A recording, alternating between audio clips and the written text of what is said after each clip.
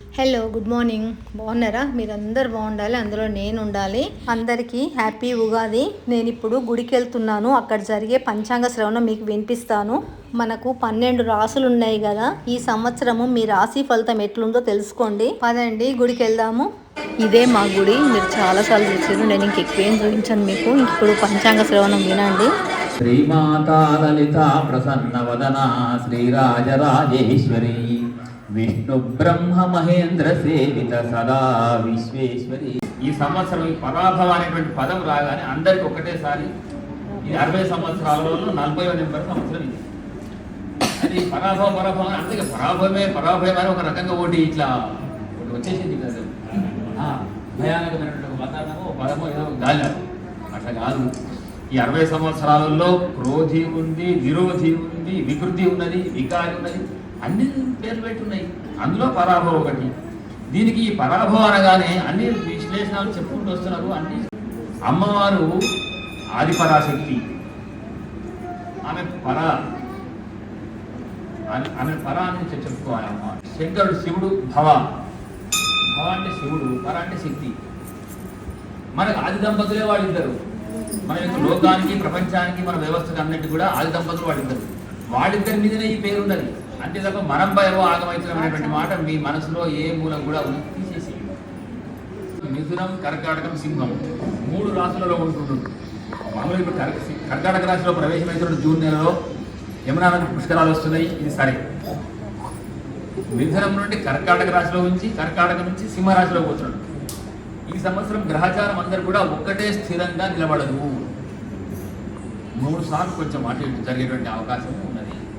తర్వాత అయితే మేషరాశి వాళ్లకు ఈ సంవత్సరము గురువు శని 12ంట ఉంటాడు. అంటే 7.5 వాళ్ళకు ఉన్నది. ఇంకో సంవత్సరం తర్వాత గురువు 3, 4, 5 ఉంటాడు.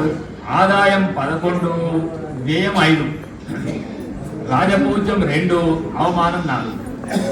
అయినప్పటికీ వ్యవస్థ సాధారణంగానే ఉంటుంది కనుక దైవాన్ని ఎప్పటికీ కొలువు అని చెప్పబడింది. వృషభ రాశి వాళ్లకు ఆదాయం 5, వ్యయం 14, రాజపూజ్యం 5, అవమానం 4.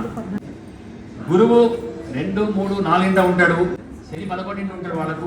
మిథున రాశి వాళ్ళకి సంవత్సరం గురువు మిథునం, కర్కాటకం, సింహంలో ఉంటాడు కాబట్టి శని 10 ఉన్నాడు.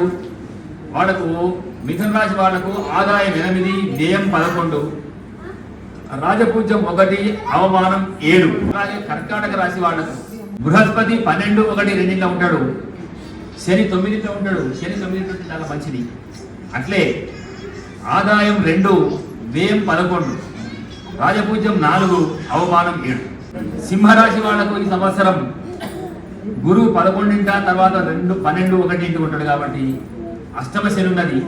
అందుకొరకని సింహరాశి వాళ్లకు కొంచెం సాధారణంగా ఉన్నది.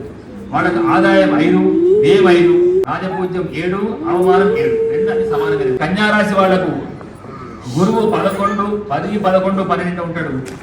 శని 7 ఉంటున్నాడు కాబట్టి ఆదాయం 8, వ్యయం 11, రాజపూజ్యం 3, అవమానం 3. సాధారణంగా ఉంటుంది. తులారాశి వాళ్లకు 9, 10, 11 బృహస్పతి ఉంటాడు. శని 6 ఉంటున్నాడు. ఆదాయం 5, వ్యయం 14, రాజపూజ్యం 6, అవమానం 3. అలాగే వృశ్చిక రాశి వాళ్ళు గురువు 8, 9, 10 ఉంటాడు. శని 5 ఉంటున్నాడు కాబట్టి 11, ఆదాయము, వ్యయం 5, రాజపూజ్యం 2, అవమానం 6.